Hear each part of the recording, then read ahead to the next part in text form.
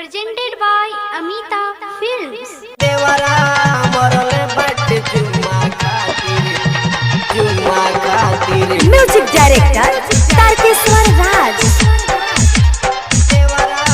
मरले बाटे चुम्मा खातिर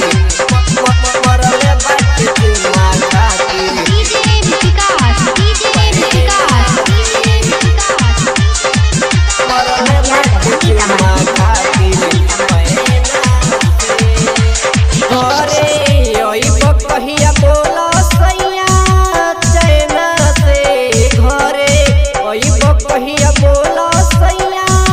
चैना से देवरा मरले बाटे चुम्मा खातिर पैना से देवरा मरले बाटे चुम्मा खातिर पैना से घरे ओइब कहिया बोला सैया चैना से घरे ओइब कहिया बोला सैया चैना से देवरा मरले बाटे चुम्मा खातिर पैना से देवरा मरले बाटे चुम्मा खातिर पैना से super digital recording studio Motihari. देवरा मरले बाटे चुम्मा खातिर पैना से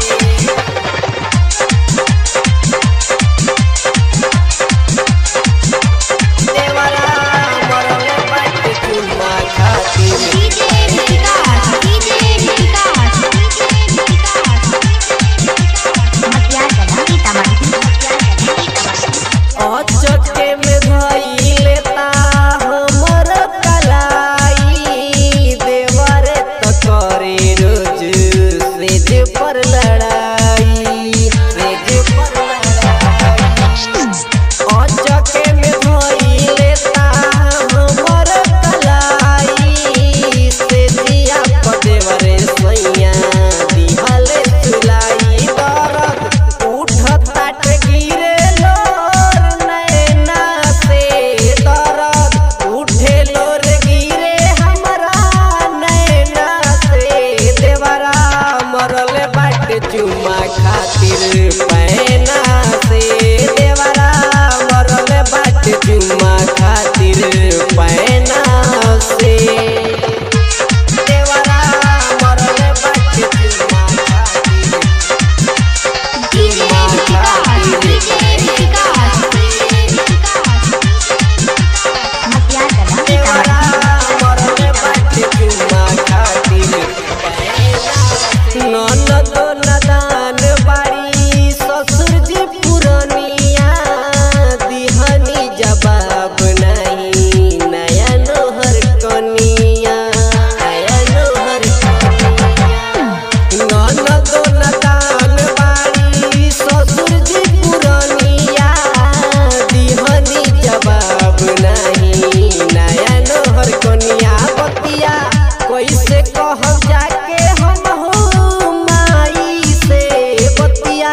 कैसे कहब जाके हम हो माई से देवरा मरले बाटे चुम्मा खातिर पैना से देवरा मरले बाटे चुम्मा खातिर पैना से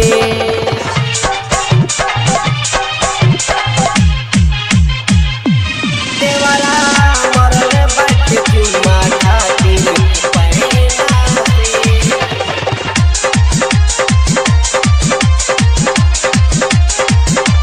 देवरा मरले बाटे चुम्मा खातिर पैना